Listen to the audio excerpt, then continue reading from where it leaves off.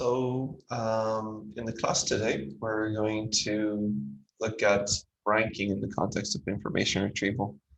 And the main goal will be to provide an ordering or ranking of the documents that are returned, such that the ones that are returned first are most likely to be of interest to a user.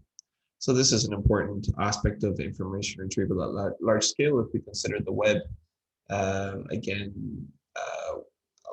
The goal of information retrieval is to provide relevant documents. And if we don't have these methods of ranking, then somehow the quality of the search will be diminished. So it's not sufficient just to find documents that mention keywords, but we also want to determine how important those keywords are for the document and more generally how important the document is overall.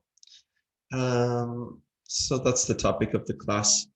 So when doing the lab, the last lab, if you've managed to run through it, actually this is a screenshot from when we were using Lucene directly.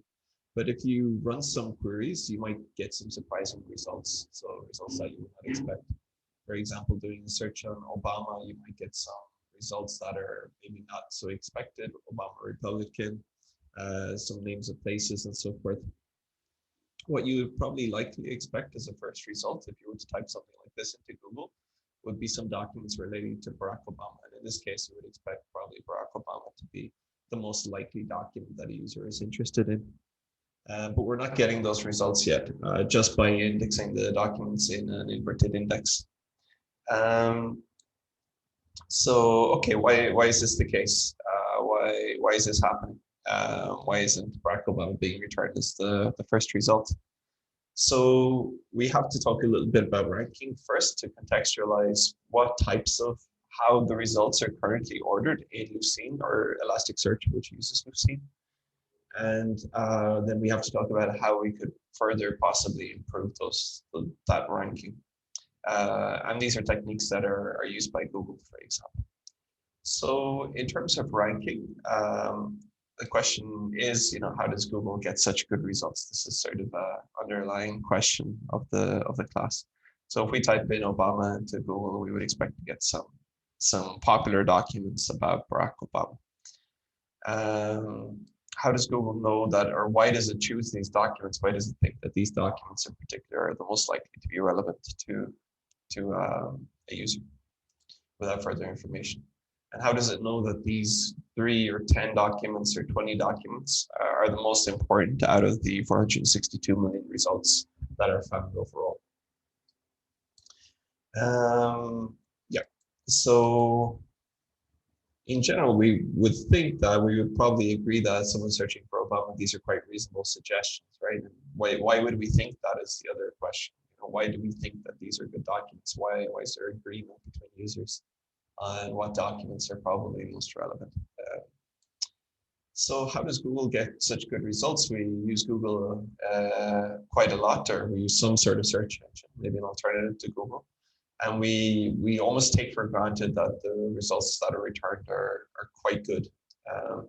So if we search for that one movie where the guy breaks his leg and spies on his neighbor, we'll get Rear Window. If we search for Da Da Da Dum Symphony, we'll get Beethoven's Fifth. As a result, if we just type in the start of a search, Google will often even know what we're going to search for and give us suggestions. So we'll talk a little bit about how Google is scoring the relevance of different documents. So there's 2 main aspects of ranking. There's relevance and there's importance. And it's useful to think of these 2 aspects of ranking as being somewhat separate aspects of a document score. So relevance depends on a query. It depends on the search that is done. So in terms of relevance, when we search for Obama, if you were to get some documents about broccoli, for example, or just some random documents, we wouldn't be very happy because this is not what we're looking for, right? This is not relevant to what we're searching for. So relevance somehow considers that the documents have to be somehow related to what we're searching for. Okay. So if we get back some random documents or some documents about some completely different topic, we would not be impressed.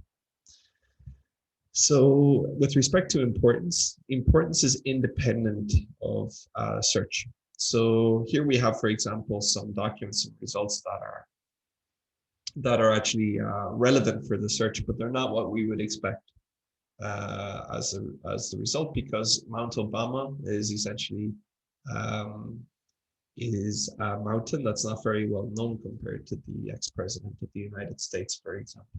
Actually, Mount Obama was named after him. So we would be kind of surprised to see these kinds of results. So this is somehow an orthogonal issue to relevance. It might be that the word Obama appears very frequently in these documents, but somehow it has a lower prior probability of being of interest to a user. And the question is, how can we, it seems like a very subjective thing, how can we capture the level of interest or the prior probability of being interesting to a user? So we can speak about that as well.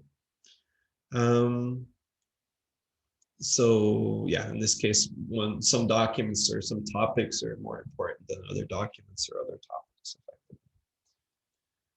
So between these two, there's sort of a balancing act, because, okay, maybe between relevance and importance, we need to balance them. It might be the case that, you know, there are very important documents that are not really relevant to the current search, or it might be the case that there are documents that are very relevant to the current search, but they're not considered very important or to have a high prior probability of being of interest to a user.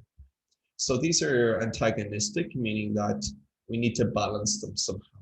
And this balancing act here is not so straightforward, how to balance adequately between the two, between the relevance to a particular search and the prior probability of being of interest to a user.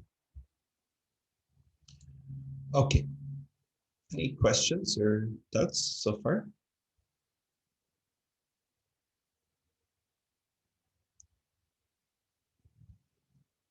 Okay, so let's jump into relevance. So we're going to talk about relevance first and then importance. So relevance is probably the more intuitive of the two. So if we have an example query, movie Freedom Wallace, what are we probably looking for? What kinds of results would we expect?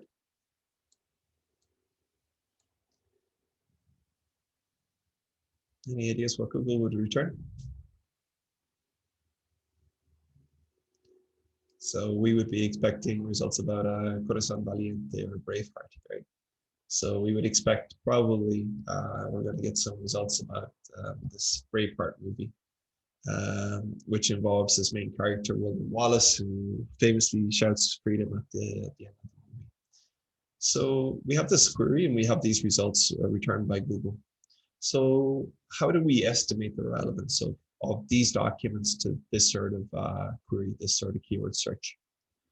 So of these three keywords, which would you consider to be the most important somehow in an intuitive sense? Would you consider movie or freedom or Wallace to be more important? Movie. Movie? Okay, so movie gives us the type of the thing we're looking for, right? So that could make it important. But then again, there's a lot of documents that mention movie. So somehow if we find a document that mentions movie, it's maybe it helps us to know that, okay, this is relevant.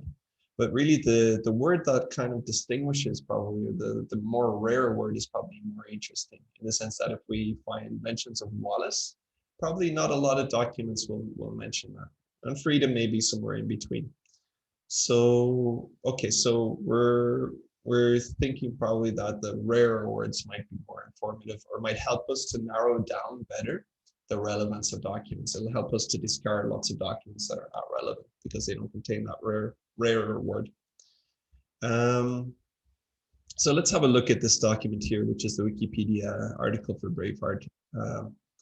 So if we look at the second element will be as well the number of matches in the document. So if we look at this document, for example, we see that it has 7 matches of freedom here. So we have 7 occurrences of freedom in this document. We have 16 occurrences of movie, and we have 88 occurrences of Wallace. Okay, So roughly speaking, we can think that the more occurrences of words in a query that we find in a document, the better, right? But also it's quite remarkable that somehow we have 88 occurrences of Wallace because that's the rarest term, right? So we know that really this document has a lot of relevance for the term Wallace, and that in general Wallace is quite a rare term. So this is quite a strong indication that this document is particularly relevant. So we have the combinations of how rare a word is and how often those words appear in the document, in each document. And these are sorts of the signals that we'll use to measure relevance of documents. So the usefulness of words, or generally how the words are weighted in terms of relevance. So if a document has a lot of appearances of a very common word like the or an or moves or goes or something like that, it's perhaps not so interesting or remarkable, right? But if it has many mentions of a rarer term such as Wallace, then we can say, okay, that's somehow more interesting. So the usefulness of words we can consider based on the frequency of the words overall. So we can measure the frequency in this case by just Googling, just for the example, we'll just Google the word and we see, okay, there's 835 million documents that contain that word. So we'll say that movie occurs very infrequently.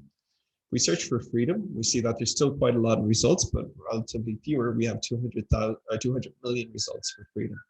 So we say that freedom somehow has this intermediate frequency. And Wallace has relatively fewer results. It has 50 million results, according to Google, for example, right? So we will say that it occurs occasionally. So the exact numbers don't really matter here, but we can use these numbers just for the purposes of example. So we see movie is frequent, very frequent. Freedom is sort of intermediate frequency, and Wallace is the rarest of the three terms. So estimating relevance, we're going to take into account that rare words are more important than common words. For example, Wallace is more important than freedom and more important than movie. By which I mean, what does more important mean? It just means it has more weight in the calculation of the relevance.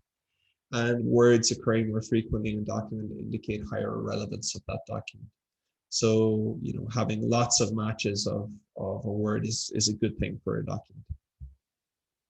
Okay, and if we have lots of matches of rare words, that's a very strong signal that the document might be relevant, assuming that there's at least some matches for other terms as well. Okay, so in summary, the overall intuition is that a document that has many matches of rare terms in the query and has at least some match for all of the terms, we can consider that to be highly relevant for the search. So this intuition is captured by a measure called TF-IDF, which contains these two different aspects. It contains the aspect of the term frequency, which counts how many times a word appears in a document somehow. And there's various options for that. We'll denote it as TF, where we're given a term, T, like a word like Wallace, and a document, like the Wikipedia page about Braveheart, for example. So there are some options, like we can just take the raw count. We can say, okay, it appears, how many times was it? 84 times. Okay, I don't remember exactly how many more times it was, which is just count how many times that word appears, that term T appears in the document D. We can try to scale it so that essentially it doesn't have such a strong effect to have a very, very large number of occurrences, right? So somehow we scale it down. This would be useful in particular if we're dealing with large documents where we don't really want so much the length of the document to affect the TF score, right? And we can also even explicitly normalize by document length. So this means that essentially if we just took the count of occurrences, we could expect longer documents with more words to contain more occurrences of terms in general. And therefore the TF might be biased towards longer documents, okay, which is maybe something we're okay with, or maybe it's something we don't want. But we could also normalize the document by the document length, in which case it would be the ratio of words which are that particular word. Yeah, so 12% of the words in this document are Wallace. Okay, that would be maybe a bit high, but you get the idea. So this removes the bias towards longer documents. So there are various options, but the main idea is that it's a measure of the occurrences of a term in a document. Okay, somehow a measure, it tells you how often the term appears in a given document. Okay, any questions or doubts?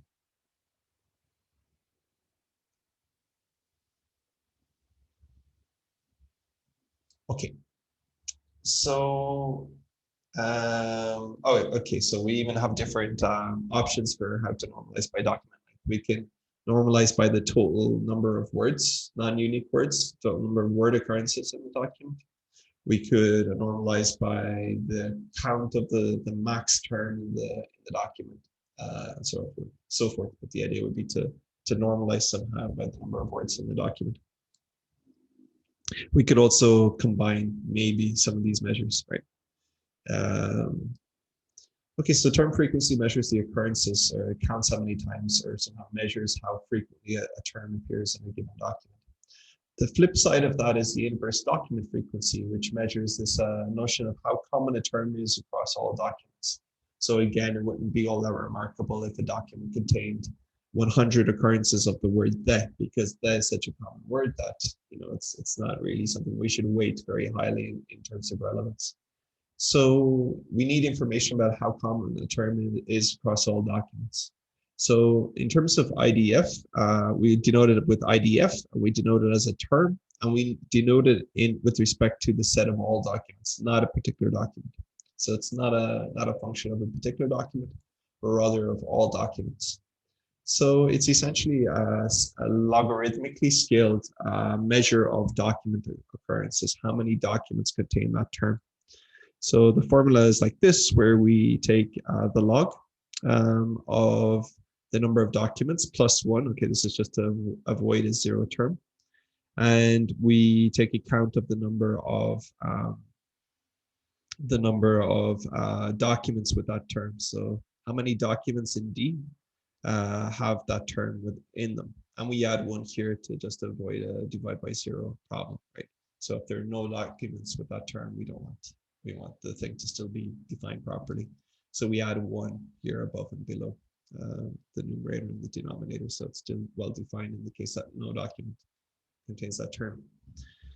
Okay, so what's the point here? The point here is that the more rare the term, the fewer documents it appears in, the larger the value, right? So the IDF will have a larger value for terms that are more rare, right? So that appear in fewer documents. So in general, for example, if there was a word like "the" that appeared in all documents, then we would have the log of 1 here, right? So it would be 1 over 1. Right? But if we have one that appears only in one document of 1,000, then the denominator here will be small, and overall this value would be larger, and therefore its log will be larger. Okay, so again, the more rare the term, the fewer the documents it appears in, the larger the IDF value here. So we can then take TF-IDF as a combination of the term frequency and the inverse document frequency of both of these signals of relevance. So this would be the product of the TF and the IDF. This is to try to make sure that it has both a high TF and a high IDF. If it has a low TF, which means that it appears very infrequently or not at all in the document, then this should punish the TF-IDF. So if this were 0, if there's no occurrence of the word in the document, then the TF-IDF will be 0. If the IDF is very low, which is to say that you have a word that appears in almost all of the documents, like "the," then this will be 0, and the weight of that term will be 0 in the TF-IDF. So multiplying both requires both to be somehow relatively high. If one is very, very low, then the TF-IDF will be very, very low. So it's sort of like an and condition. TF is good and IDF is good, is high. So the score for a query, this is just the score for one term in a given document. Score for a query, we'll assume that the query is just a tuple of terms, T1 to Tn, so a sequence of words. The score for the query, then you can define this as the sum for all the terms in the query of the TF-IDF. So we just sum the TF-IDF for each term. There are other possibilities of ways to combine scores for different terms. There might be, for example, cases where terms have some sort of dependence between them, and we don't want to kind of count them double by just summing their scores and so forth. But the simplest form would just be to score the TF-IDF scores for each individual term. So we can look at an example. I'll take a question or two. We'll look at an example to maybe reinforce this, but if there's any questions or doubts.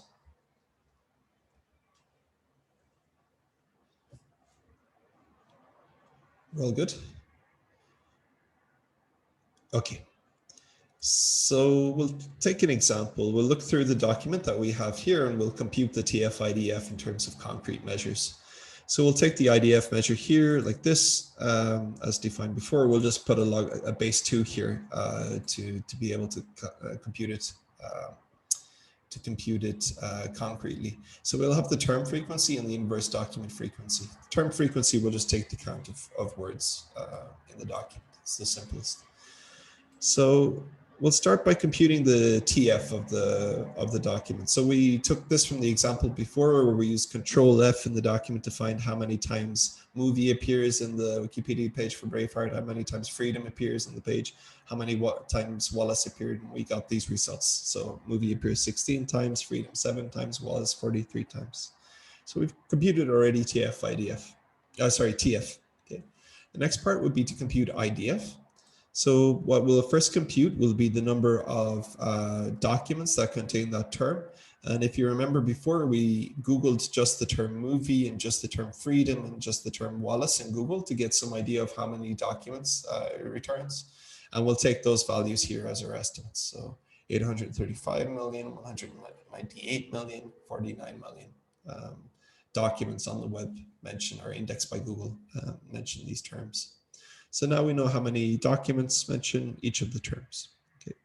So what we need to do then is compute this this formula here. Sorry, there's a +1 missing here, but anyways. So we need to compute this term here, d plus 1, over the number of documents plus 1. Right. So the term we're missing here, we have this value here. We know the values, what value 1 is. The value we don't know here is the total number of documents that we are indexing. Right. So how many documents are there in total? So for the purposes of Google, just to get a simple estimate, this is only for English language documents, of course, but we'll just take the estimate as the number of results for that, just for the example, right? So this would be 11 billion results. So taking that into consideration, then we can compute this precise value here. So we'll take the number of documents, D, to be 11 billion. And this will allow us to compute this value here, right? Which is 11 billion plus 1. Okay, it doesn't really matter here. 11 billion over 385 million, 11 billion over 198 million, 11 billion over 49 million.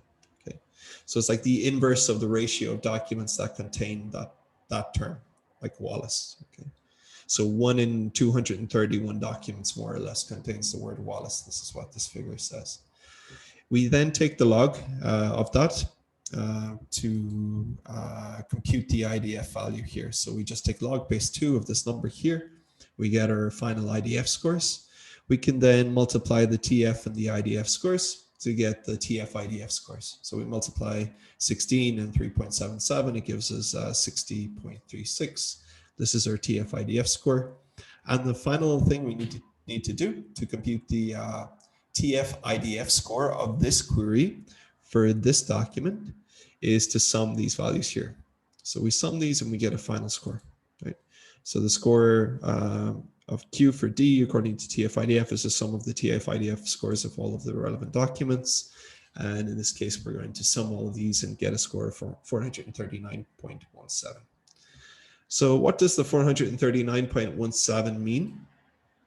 What units does it have? Is it a percentage? Is it a ratio? Is it a count? It's none of these things. It's just an abstract measure. And what's more important to us is not really what this means, but is this a useful order? Does this induce a useful ordering on the documents? Which is to say, if there's one document has a higher score than another document for this measure, does it make it more relevant or not? Will we get a higher click-through rate on that document, for example? So the exact kind of meaning of what this term here doesn't really matter. And for this reason, we can kind of play a lot with these figures and change the definition of the TF and change the definition of the IDF and kind of come up with different variations, because it doesn't really matter what the final value means. It should induce a good ordering of relevance for the documents. Okay, so that's TF-IDF. So this gives us the notion of how relevant a document is to a particular search. Does it make sense? Or any questions?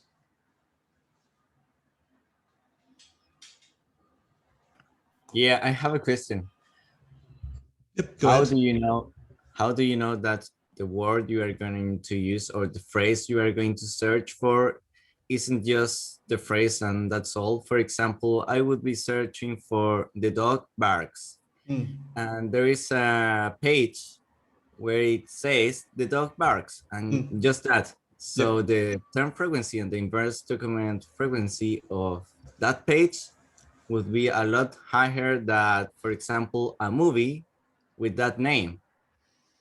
Yes, so the name of the movie, we can come back to maybe some details on that, but let's just assume in the plain TF-IDF model, so you're doing a phrase search, or you're just doing a sort of normal keyword search? You really want the dog barks the phrase to appear, or?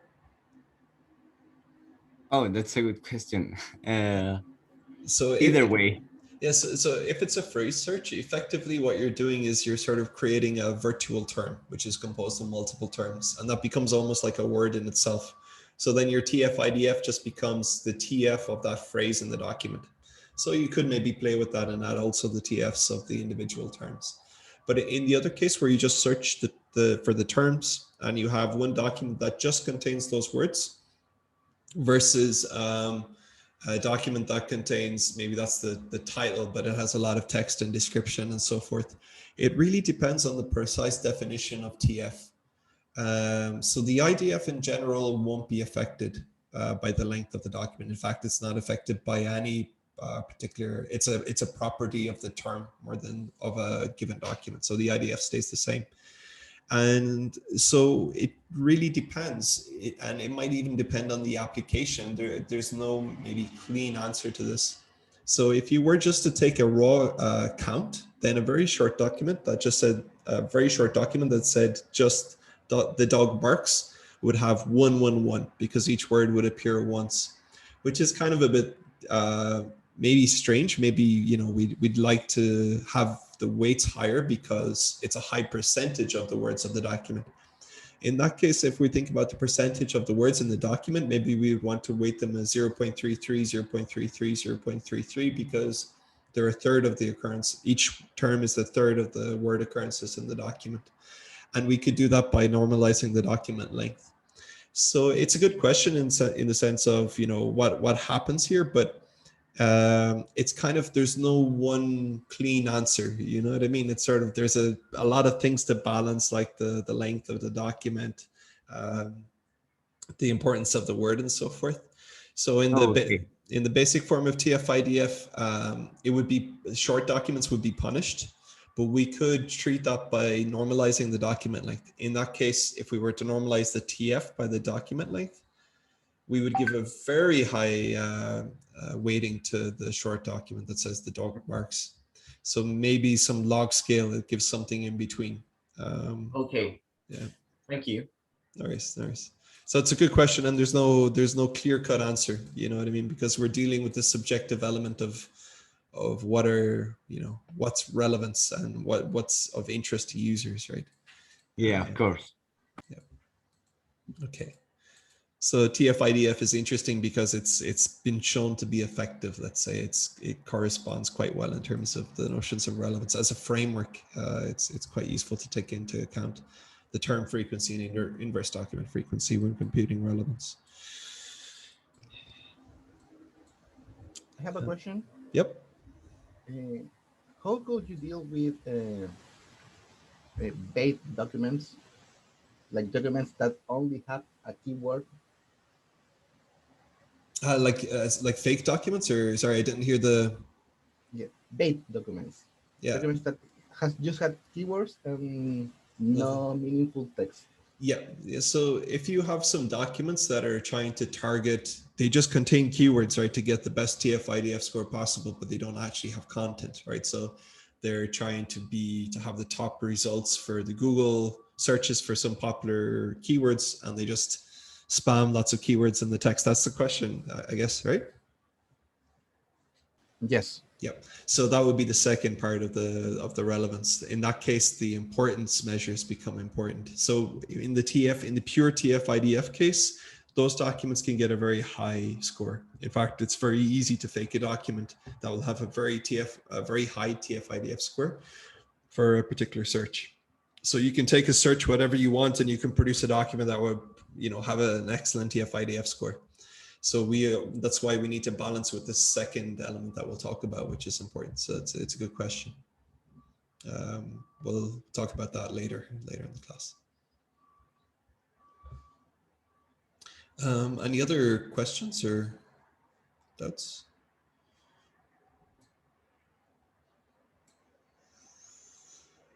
Okay, actually, we're going to talk about your question, the answer to your question. We're going to start to talk about it now.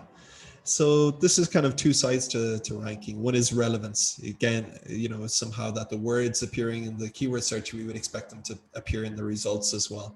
And how to sort of order by relevance, how to say that one document is greater than another. So just to add, there was a question as well about the title of a movie. So if there's the title of a document, oftentimes it will have a greater weight, or it should have intuitively, it's a more important kind of place in the document. So having keyword matches in the title should yield a higher score. And you in fact saw this in the lab. If you notice this boost element, this is basically saying that boost the TF-IDF score. Well, Lucene uses a variant of TF-IDF called BM25, which is essentially a field-based score. So the main idea is TF-IDF, but you can boost individual fields in the document. So for example, if we have in our HTML document, if we have matches on the title in the HTML document, that should somehow be weighted more than appearances elsewhere, right? So this is one variant that is quite important in information retrieval in practice, that not all text is equal. So matches in the title should be weighted more than matches in the body of the document, or even matches early in the document might weight more than matches later in the document, things like that. Also, anchor text is very important in the context of the web specifically, where you can index the text. What is anchor text, first of all? So here in HTML, we have a link, right? So this is the code for a link in HTML. So we have a hyper reference to some other document on the web, and we can give the text of the link, and this is called the anchor text. This is the text that appears on the page that's underlined, often in blue, that you click on part of this text and it will bring you to the page that's indicated. So if you think about it, this text here actually talks a lot about, we can kind of assume that it talks about this document here, right? So it's somehow somebody else is somehow describing this document or giving relevant keywords for this document. So we can also index the content of the anchor text as part of the content of this document to be able to search this document. And it's somehow even useful because it's almost like lots of users are collaborating to tag somehow that document, if you think about it, right? Or to kind of indicate, we can extract from that what are the most common keywords that people are using to refer to this document, to talk about this document. We can also even not just take the anchor text, but we might also even consider indexing some of the context of the anchor text. So we see some interesting keywords here, like set in Scotland, that has lots of blood and gore. We could say, okay, actually that's some pretty descriptive text as well for Braveheart. So actually, this is the reason why we get this result here, Beethoven Symphony No. 5. It's not that the the page we're looking at, or this page here in the result, it's not that it contains the phrase da da da dum. It doesn't have to contain that phrase anywhere in the web.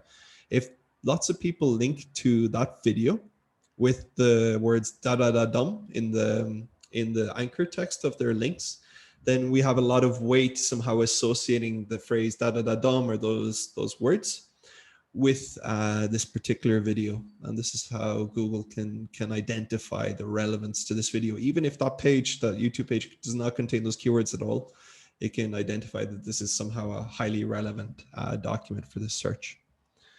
So there's, lots of different variations and different ways that we can kind of boost the scores, but TF-IDF is sort of one of the core concepts involved. We can also then boost the fields, and we can consider indexing other content, for example, anchor text that's not even in the document that we're indexing. So Lucene uses relevance scoring. So it uses effectively this field-based TF-IDF style score. Okay, so this is essentially what you were seeing, because in the lab, Elasticsearch uses Lucene in turn as its motor. So if you were seeing the ordering of results, this is pure relevance score, right? This is just based on essentially a field boosted TF-IDF score. What do I mean by field boosted? Again, what we were saying was that the title is 5 times more important than the abstract in terms of hits in the title, weigh 5 times more than in the abstract. And we see that the results are relevant. Okay, we have lots of mentions of Obama, including in the title. But what we're missing a bit is the importance, which is, it's maybe there isn't a very high prior probability that the user will be searching for Obama Republican if they search for Obama, right? So we're missing that second element. How is relevance taken into account depending on which country am I in? Like searching for the world news or the word news. So that's a specific element of Google search. So it gets into more details of, language specific relevance, location-based relevance. So there are other aspects that Google will use. Just to give an example of how that might happen. Google uses not only TF-IDF and not only importance, but it also has the benefit of being able to use click-through data. So it will see in general in your country, in your region, what are the documents that are most clicked in the result list. So it will see maybe in Chile that there are certain results that are clicked on more than would be clicked on in Argentina or the US or whatever. So it can train itself on this sort of data. So it can train based on when you click a result, you're essentially labeling the results for Google and saying that of these results, this user thought that this was the best. So it can train for a specific context and for specific geographic locations. The problem with that is that it's not a golden bullet. I mean, you say, okay, well, why do you need all this relevance and why do you need all of this important stuff? So the main reason why you still need that, even if you have the click-through data, is that you have the cold start problem, that if you have documents that are completely new, if you only rely on click-through, then you're always going to show the same documents that are just going to get more and more popular because of that. So you can't rely just on click-through data. You also need measures of relevance and ranking to somehow base your scores on, and then you can use the click-through data to refine the ordering. Or for example, to personalize the results based on region or based on country and so forth. It might also use some other metrics. We'll talk more at the end about maybe some of the other ways Google is kind of, what other factors Google is using for ranking. But I would say principally for personalizing for country or even for individual people, I assume they're training the responses to click-through data of specific demographics. Does that make sense?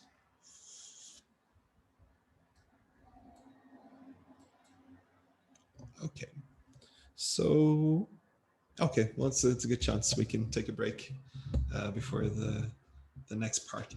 Any other questions or thoughts?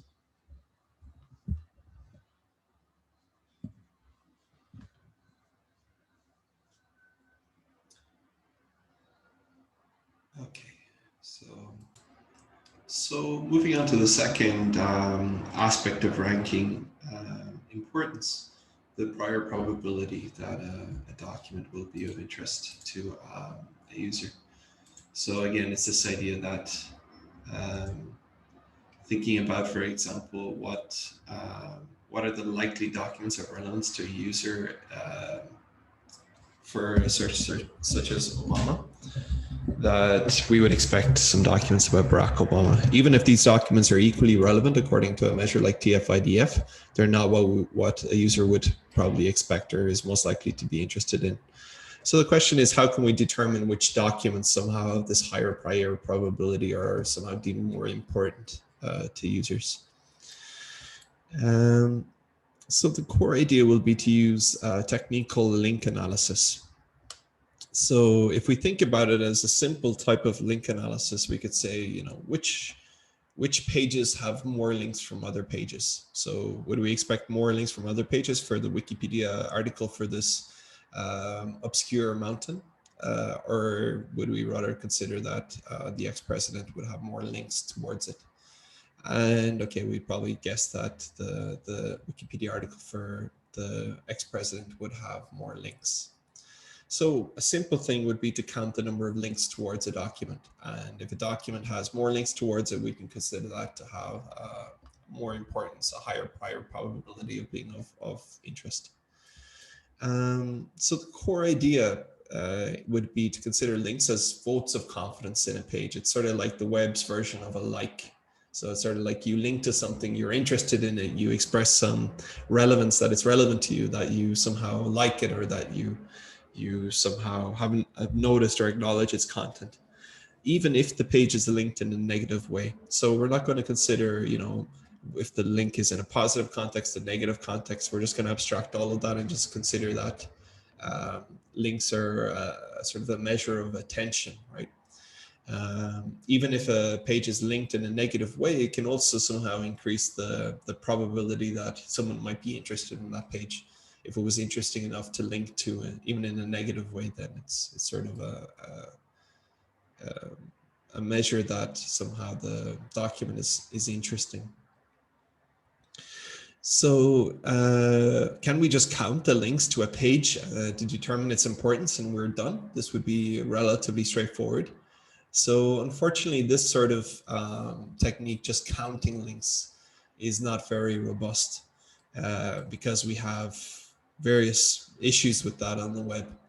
So the issue is that we can have spam. So I used to be a moderator on this site that's now defunct, and we had all these issues with spam, with these questions being, it's a question and answer site with questions being generated to generate links to specific websites that they wanted to boost in the ranking.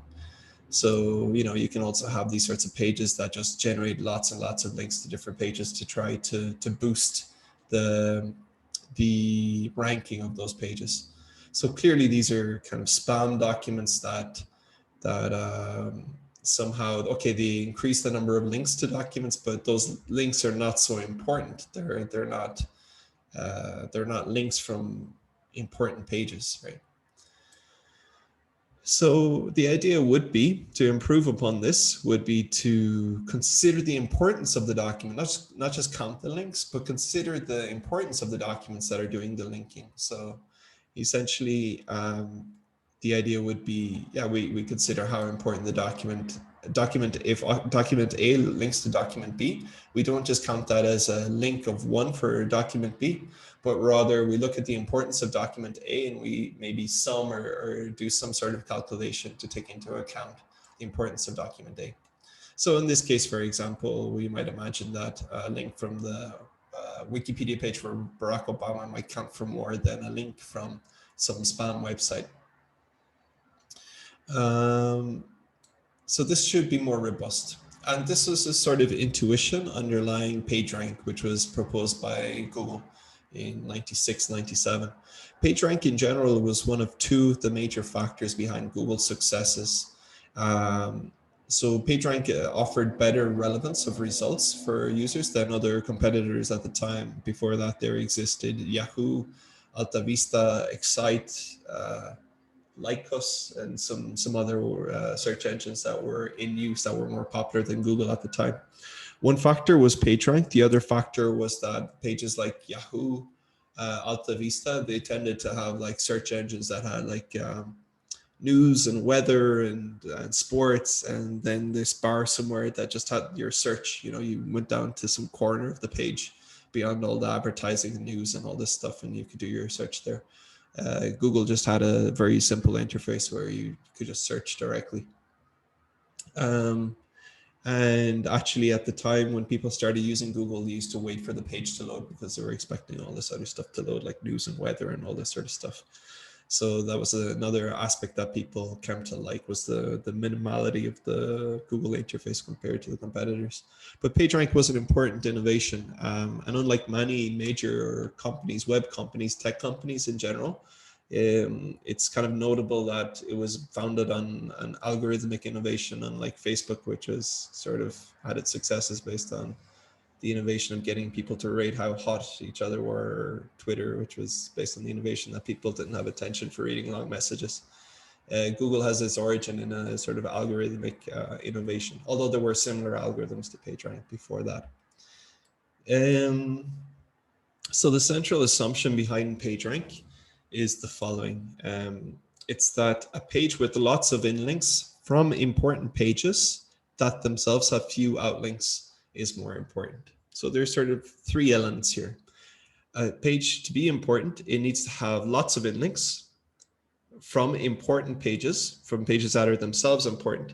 And the pages, essentially, if I have a web page and it links to 10 different documents, okay, then it splits its vote. It splits its importance somehow amongst those 10 documents. So there's a cost. If I add more links to my document, the weight that will be distributed to the importance of those documents will be less. So if I have a document that has some importance, whatever the importance score is, if that document has 10 outward links versus 100 outward links, in the second case, it will be giving 1/10 of the weight to each of the documents. So adding more documents does not give it, adding more links to a document does not give that document more influence. It has to share somehow its influence with all of the documents that it links to. So a page with lots of inlinks from important pages with few outlinks is more important. This is the core idea. So we have a problem here, which is that we have a sort of a cyclic definition in that a page is important if it has lots of links from important pages. But okay, to know if a page is important, we have to see if it has lots of links from an important page, and so on and so forth. So we have this sort of cyclical definition, which creates, in terms of the algorithm, what this means is it's a recursive algorithm. So we're going to have some element of recursion in the algorithm to decide the importance of pages. Any questions or doubts?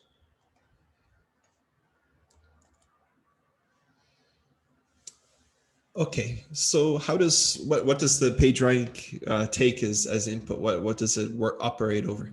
It operates over a directed graph. So in this case, it considers, for example, in the case of Google, it would consider the web to be a directed graph, where we have G is equal to VE, where V are the vertices, in this case on the web, the pages, and E are the edges, or the links between pages on the web.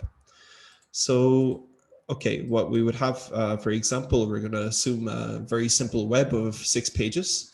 We're going to consider, okay, the set of vertices will be A, B, C, D, E, F in this case.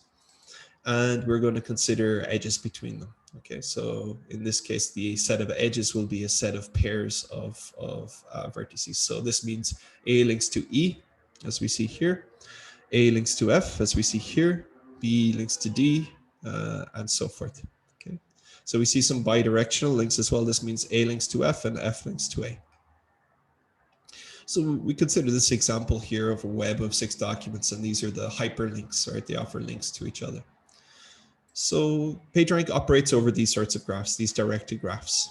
Okay, so it takes as input a directed graph, and then it will compute somehow the importance of the vertices in this graph.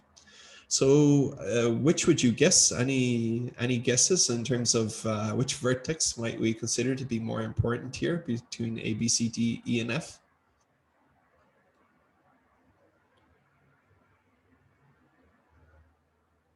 Any ideas?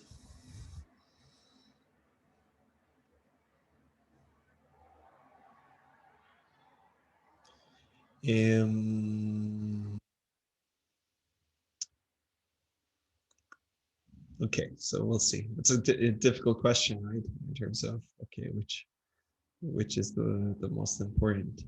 I guess a lot of people would say F, because if we look, F has 3 index from other documents. So, okay, which is the most important? In fact, the most important in this case is A. So we see it has the highest score according to PageRank. It has the highest score of all the vertices. Why is that? Well, we'll have to explain how these scores are computed, and then I can provide a bit of intuition for why it's considered the most important. So in terms of PageRank, what we're going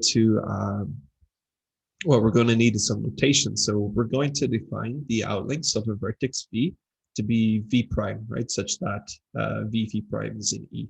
So what does this mean? It means, for example, that the outlinks of A would be a set of vertices, and in this case, it would be a set of vertices with E. The outlinks of E, out E, would be a set of vertices with B, with the D, and with F. Okay, so it's the set of vertices that are linked to from the argument vertex. We can also do in, which is just the inverse. It's just the vertices that link to a particular node. So in for A would be F links to A, and D. So we'd have a set of 2 vertices, F and D, for in A. We have an initial rank. So we are going to set initially all of the nodes to have a score of 1 over the size of V. So the number of vertices, which is 6. So initially, every vertex is going to have a score, a PageRank score of 1/6, 1 over 6. And we're going to define the ranking in this way. So what we're going to do is we're going to apply ranking iteratively. So this is the score in iteration 0. This is the base score. And then afterwards, in every iteration, we're going to compute the rank of a node based on the ranks of its of the vertices that link to it in the previous round. Okay, so I'll explain this in more detail, but essentially the rank for vertex V is the sum for all of the vertices that link to it. Okay, the ranks of those vertices in the previous round divided by the total number of vertices that they link to. So for example, for A, in round I, we see that it's linked to from F and from D, okay?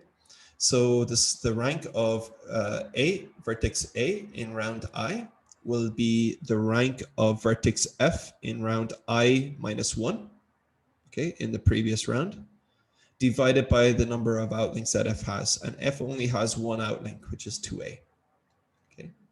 So essentially, it will be the rank of A in iteration 1 will be the rank of F in iteration, the rank of A in iteration I will be the rank of F in iteration I minus 1 in the previous iteration, plus the rank of D in the previous iteration, because D links to A as well, divided by 3. Why 3? Because D has 3 outlinks and it will share its influence with these 3 nodes. So the rank of iteration A, the rank of A in iteration I will be the sum of the rank of F in iteration I minus 1 in the previous iteration, plus the rank of D in the previous iteration divided by its out degree, divided by 3. So this is the core idea of the recursive algorithm. And then we just continue applying the iterations until we hopefully reach a fixed point. So I'll try to explain that in a bit more detail. We'll see a couple of examples. So we'll take E, and we'll start from the very start. So every node starts with a score of 1 over 6. So we assume that E starts with a score of 1 over 6. In the next round, it will share some of its influence, some of its score with the nodes that it links to.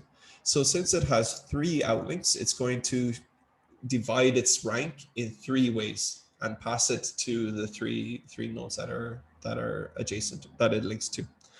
So essentially what we're going to do is we're going to add to the next round. Okay, this is now rank of iteration 1 rather than 0. In the next round, we're going to add, E will add to the rank of F 1/3 of 1/6. Okay, so 1/3 of 1/6, 1/6 multiplied by 1/3. So 1/18. and it will do the same for B, and it will do the same for D. So it evenly splits whatever its rank was in the previous round, and it splits it amongst the nodes that it links to and passes that rank to them in the next round. Okay, and so on. So C in this case, C has an initial rank of 1/6, much like E, but it only has one outlink. So it will pass all of its rank to B in the next round. So what happens then? We sum this. So we say that this will be 1 plus 1 times 1/6, or plus 1/6 from C. Okay.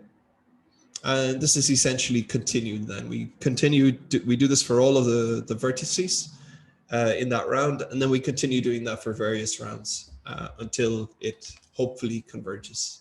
So we'll need to talk about convergence, but any questions or doubts?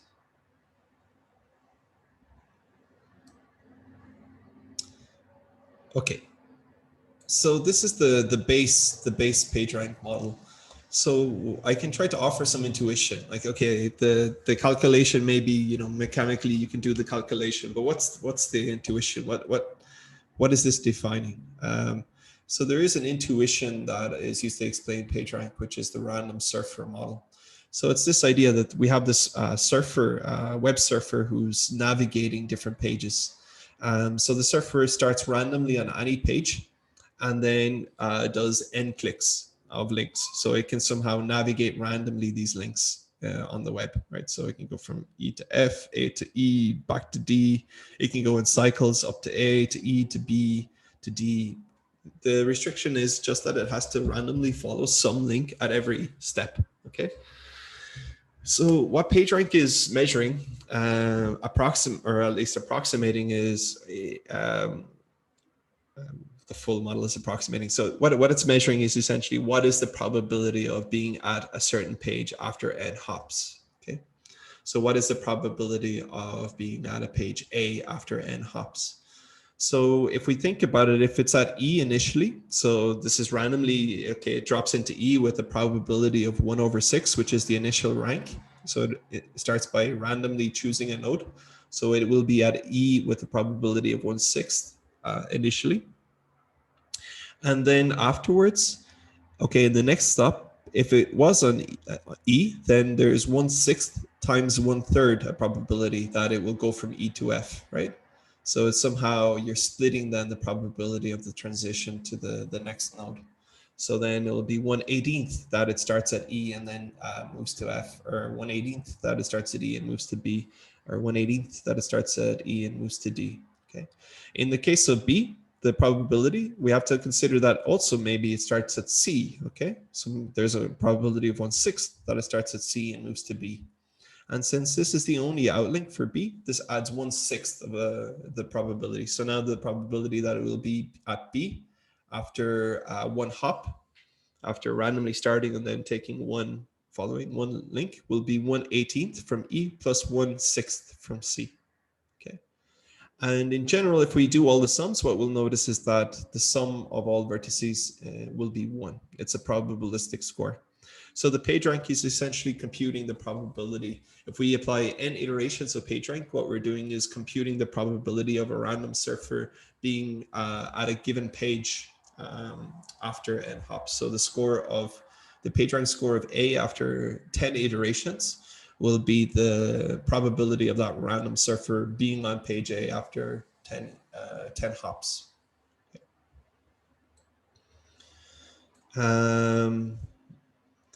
Does that make sense? Yeah, it's a little hard to understand at most with the mathematics of the problem, but you can understand it. Yep. Okay. So I think we'll look at it in a few different ways, and you'll also see it in the lab. So when you see it in the lab, the mathematics will help, but I think the intuition helps to give an idea of why it works, or like why it's a useful score of importance. So the initial state, we can actually consider different types of initial state, but the base one, okay, the kind of classic form of initial state assumes that the surfer is equally likely to start at any node. And that's why we assign a probability of 1/6, an initial score of 1/6 all nodes before we start considering the hops that the surfer can make. And PageRank is then applied iteratively for each hop. So the score indicates the probability of being on that page after that many hops. So as we continue, we'll probably notice that the score of A will start to be larger than the scores of the other nodes. And this is mainly because F is an important node, right? F is an important node and it only has one outlink. So if the surfer reaches F, in the next step, it has no choice but to go to A, okay? As well as that, not only does A get all of the rank from F in the previous round, but it also gets a part of the rank from D, which is itself an important, a relatively important page. For this reason, A is the most important page. It would be more correct to say the most central page, the most central vertex in the graph. So, okay, now this is sort of the base model, but we have to consider a couple of complications. So if we were to assume that in terms of convergence, in terms of whether or not this always converges to a value, a particular value. So the first complication is the following: that some clever clogs on the web, for example, creates a document that receives a link here from whatever document on the web, but it doesn't link to anything else, right? So the question is, what happens here? Okay, or kind of random surfer model is ill-defined, right? So what do we think would happen to the random surfer model if we have this sort of situation? So it's sort of underspecified. We haven't really said what happens when a random surfer reaches a page with no links. So what would happen with G over time in the default setting, if we just assume that it ends, okay? If we assume that the surf ends and the surfer is no longer on any page, then all of the scores will go to 0, okay? So we'll just say that, if it reaches G, then after that, it's not on the web anymore, right? Then all of the scores will go to 0. It just becomes more and more likely as the hops go on that it will reach G and just leave the web. If we consider rather that it stays on G, then the score of G would go towards 1, right? So the probability would go, would approach 1, because it becomes more and more likely that the surfer will reach G and cannot escape and stays there for all hops after that. So, however, the more intuitive thing, what we would like to do, we don't want either of these cases. So what we can define is that if it reaches G, if it reaches vertex without any links outwards, what it will do is just randomly jump to any other node. So it'll just randomly select a node and start again from there. So this happens on the web, of course. We can have documents that have no outlinks. So we need to be able to handle this case. So the most reasonable thing to do would be to define that if the surfer reaches a page without links, then the surfer randomly jumps to a page, to another page, or it can also jump to itself. The maths are easier if we assume it can also jump to itself. So this somehow negates some of the, the effect of these sorts of vertices in the graph. It ensures that the probability is 1, and it ensures that these vertices don't drain all of the probability or all the rank from the rest of the graph. So we're going to define that if a surfer reaches a page without links, the surfer is going to randomly jump to some other page or some other vertex in the graph. Okay. There is a second slight complication, which is this scenario here. So if we look at this scenario, we see that every vertex has an outlink, okay? But we see that G and I link to each other and they don't actually link back to the main graph. So what would we expect to happen to the probabilities in this case?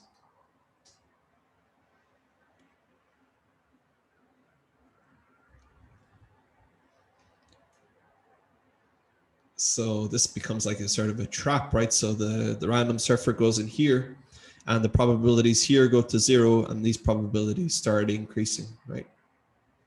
What's perhaps even worse from a mathematical standpoint is that, we could have the score jumping between these nodes, alternating between these nodes. This could be 0.6, this could be 0.4, this could be 0.4, 0.6, and they'll just keep jumping around every iteration and it never converges.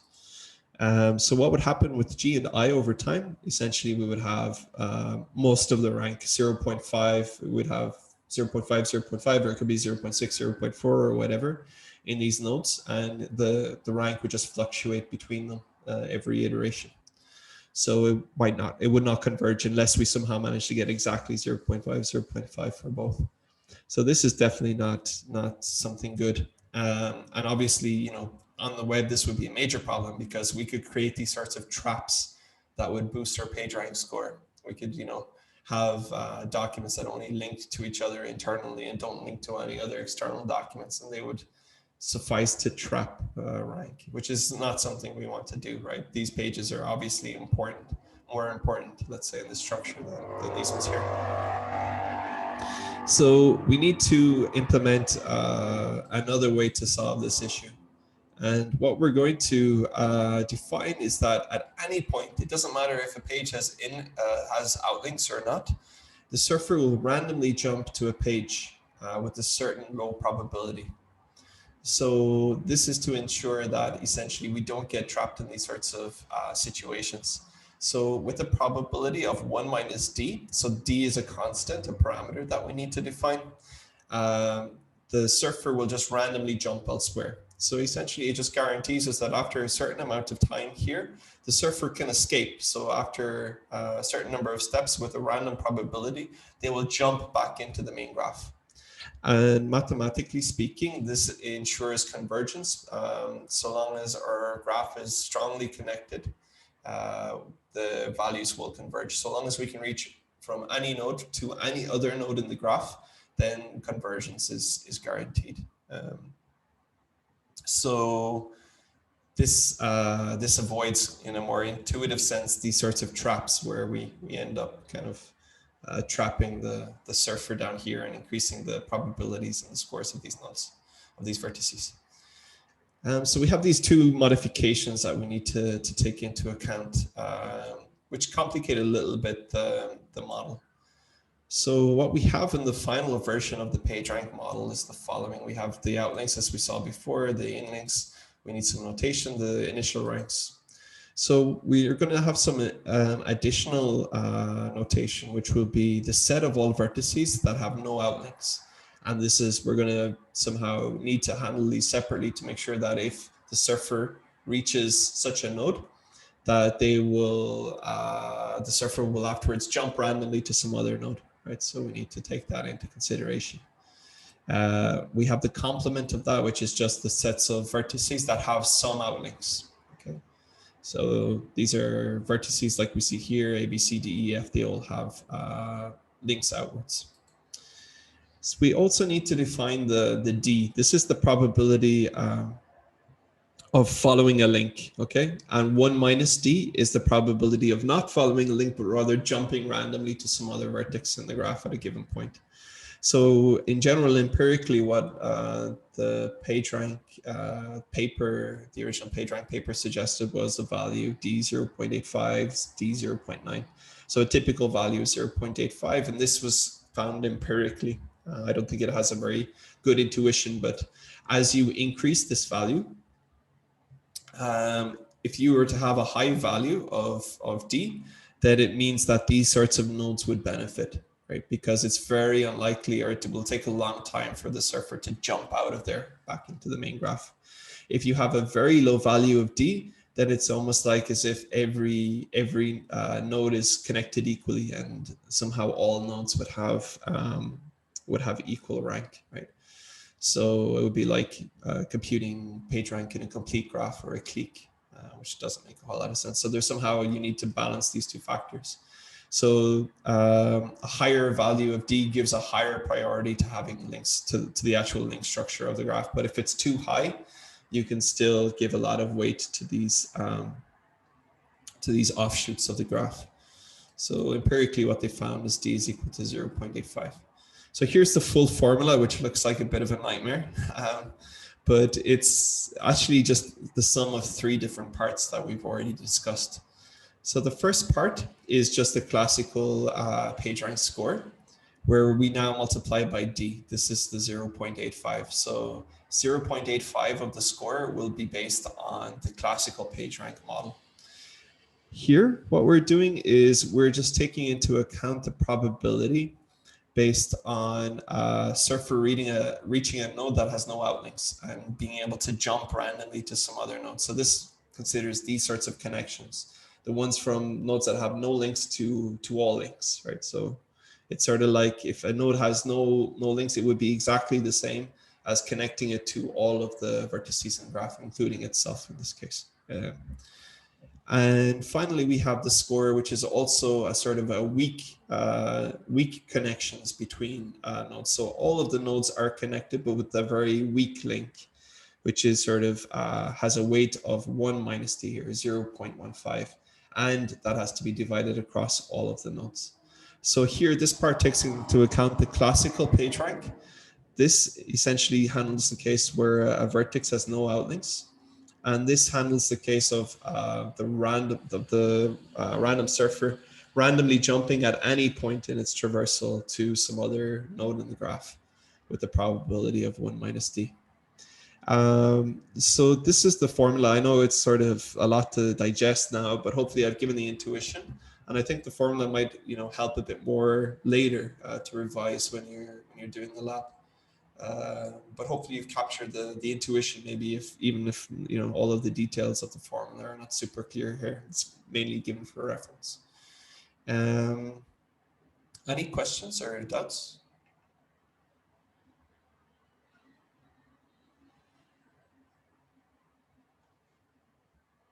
Okay, so what I can do as well is I can post a spreadsheet in Cursos with an example of the calculation for PageRank. So you can also to give another resource that you can follow to understand the calculations. So I think this formula makes it look more complicated than it is, but there's some details to take care of for sure. Okay, so this is PageRank. In terms of the benefits of PageRank, it's more robust than a simple link count, because if you have a random page in the web that's generating lots and lots of links to different pages, well, first of all of those links are divided. So every time you add a new link, you're weakening the weight you give to the other links. And also, if the page is not important, then it doesn't really count for anything in PageRank. So we have fewer ties than link counting. And this also is an important aspect. That if you do counts, you're probably going to have lots of ties, for example, for documents that have 2 links or 1 link. In this case, we'll have fewer ties. It's scalable to approximate for sparse graphs. What they show is that essentially after you run a few iterations, 10 iterations, it already starts to converge.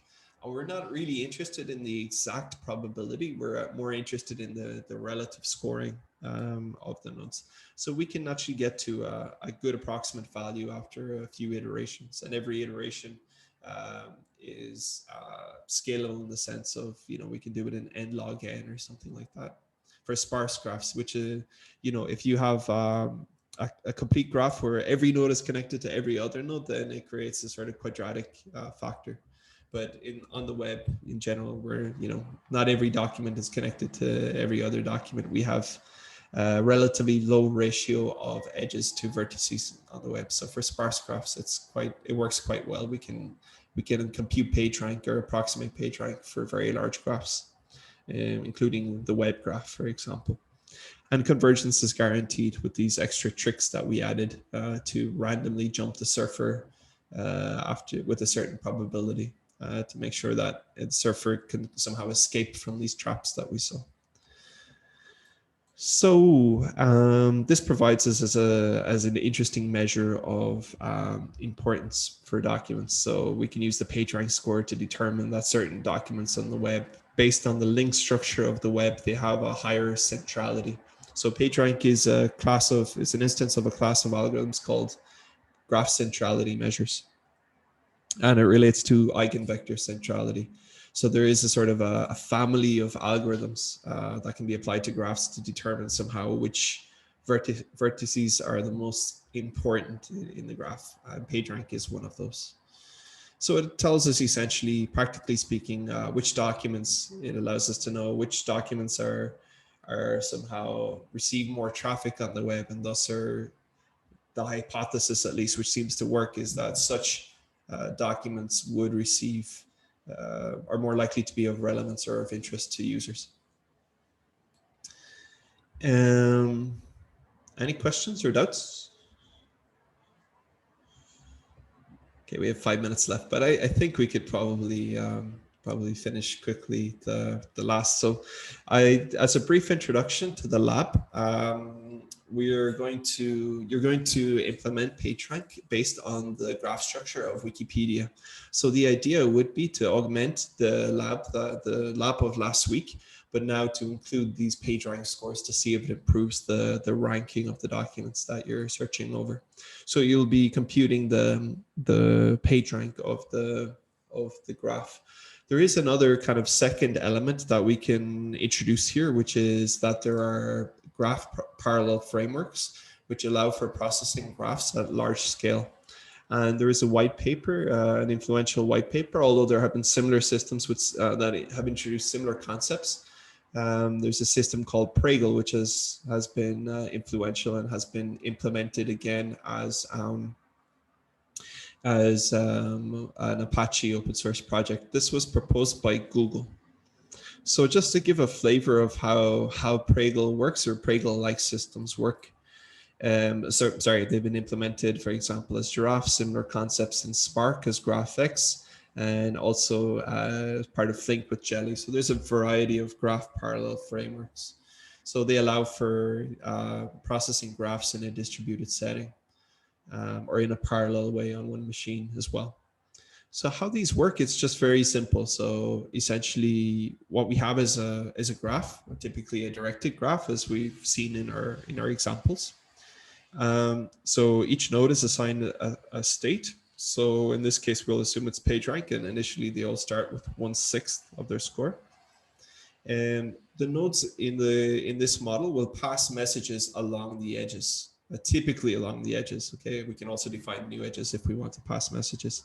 So essentially, they can send messages to their neighbors, right? So each vertex or node here can pass messages to its neighbor. So in this case, we can pass, in the case of E, we can pass 1/3 of its rank multiplied by this D factor, right? Which is the sort of rank that we're going to share, E is going to share with its neighbors in the next iteration.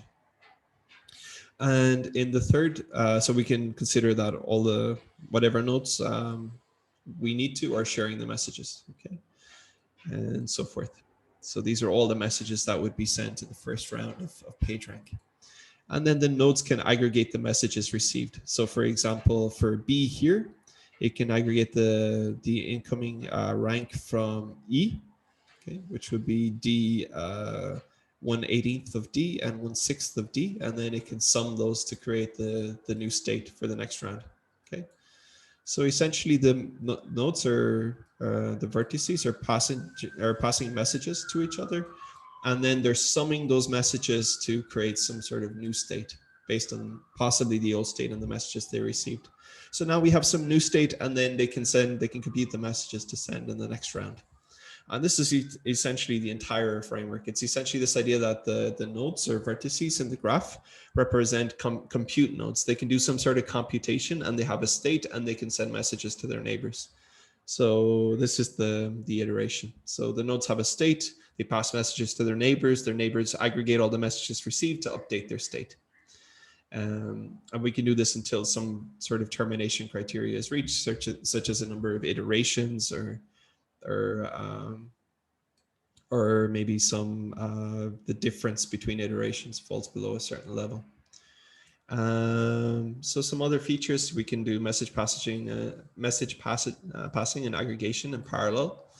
There are sometimes features that allow us to pass messages to non-neighbors, to nodes that are not directly linked.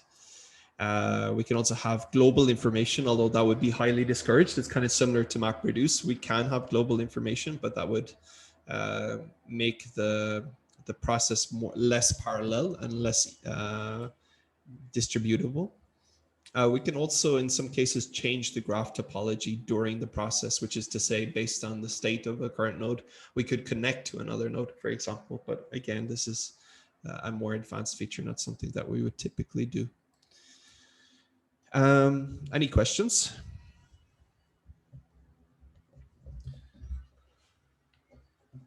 Okay, so we're at time. So I can just very briefly mention that how does Google rank its results? There's a lot of factors that are taken into account, and the truth is that nobody knows. This is based on a survey of search engine optimization professionals who mentioned things like how many times the website is talked about on Facebook and Twitter, how long is the domain name, how fast is the website speed, and so forth. But within those, you will see things like TF-IDF scores, and you'll see PageRank as being somehow still important elements of this, of how Google does a search. Nobody knows, because if Google were to publish exactly how they do ranking, it would be easier to create spam to boost search results. So as we see, the formulas that we're doing, we're trying to predict human behavior in a way in terms of what human users will be interested in. So while we can sort of mathematically define some functions, we cannot prove that those functions are somehow precisely precisely the result we want to get, because the result we want to get is a prediction of human nature in terms of what human users will be interested in when they search for documents. So all we can say is that these sorts of proposals that we've seen here in terms of PageRank, TF-IDF have been very successful in predicting precisely that. So they have been successful for building search engines, and Google, part of its success has been this PageRank algorithm. So that's the class. Sorry for going slightly over. Any questions or doubts or comments?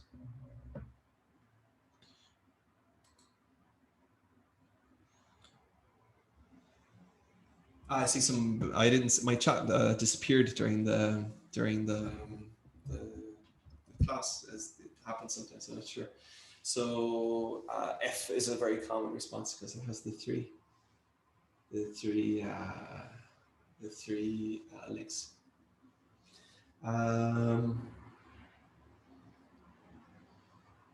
Any other questions or doubts? Does that make sense? Do you know more now about how Google is doing its rankings?